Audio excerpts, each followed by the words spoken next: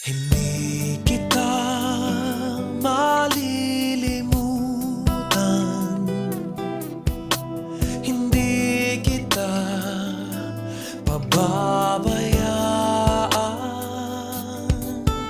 Nakaukit magpakailanman sa aking palad ang iyong pangalan.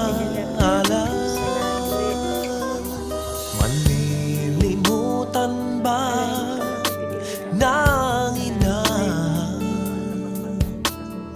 ang anak na galing sa